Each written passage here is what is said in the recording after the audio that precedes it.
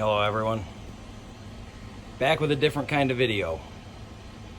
This is the aftermath of a flat tire on the freeway over the weekend.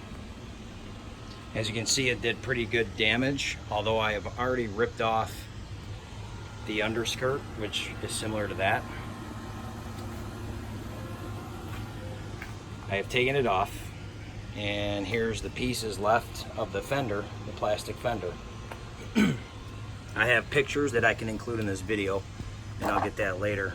So the underside, this is what's called the secondary subfloor.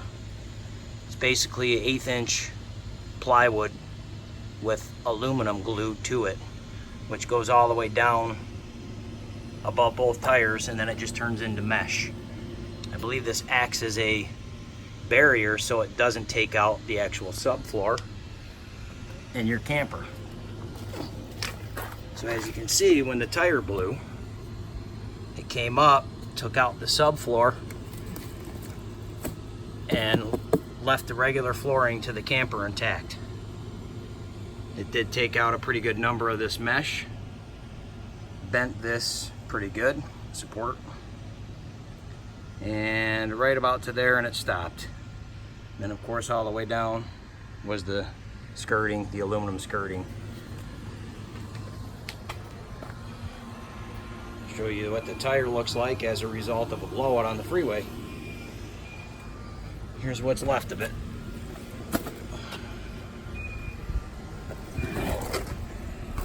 So a little brief introduction as to how you find out if your tires are good or not. Research on the internet has told me 3 to 5 years is max life for trailer tires. So you come over and you look at your tire, and that number right there, that 4 digits, sometimes it'll be a stamped date, like what year. In this case, this tire was made on the 50th day of 2013. It is July 10th, 2019 today, 6 years old. Closer examination of the tires, you can see hairline. I can't get in there, let me zoom it better. Can't really tell, but there's hairline cracks throughout. There's a good example right there. Hairline cracks throughout the tire. Although aesthetically, there's plenty of tread. A little dirty, but they're nice. This is the end result of doing it. Now, what I have is a cruiser RV shadow cruiser, 30-foot camper, bunkhouse. Nice Hensley hitch on the front. There's the shadow cruiser. It is a 2015. How 2013 tires got put on a 2015 is beyond me. I am the second owner. Going on the internet to try to find this exact same replica of a plastic fender, you have to measure basically from this hole to this hole, from that hole all the way over to that hole, from the top of this down to here, the top of that down to, oh, it's not existing anymore. Same with here, and then you got your dimensions in between your tire spread, blah, blah, blah. I found only one place, Ion Technologies, that had the exact duplicate, and they wanted $137 and $38 to ship it. I found another site, and I'll include that here later in the video, that has 2 fenders for $99. Mine are 65.5-ish long from that end to that end. I bought some that are 69 inches.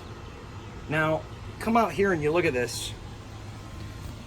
You can see where the fender used to be. The only thing that guides a hole in there are screw holes that's left from where these were put in place. So I bought a little bit bigger of a fender because I saved half price, and I'll make new holes. If the hole doesn't go there, I'll fill that with silicone and I'll make a new hole next to it, because there's no reason you can't screw to the existing side of the camper. If I have to float it below this lip line that takes in that, and I put the screws here, then fine, I'll come back and caulk. I'll show you the end result once I get this put together. Fortunately for me, I work in an industry where there's plenty of businesses. Went next door and asked him to bend me a new piece of aluminum skirt, which I just cut off the fender around. He was able to duplicate the exact radius and bend on the opposite side, and I just cut out for around the window. And it tapers off all the way down 10 foot long, so I'm replacing the whole section.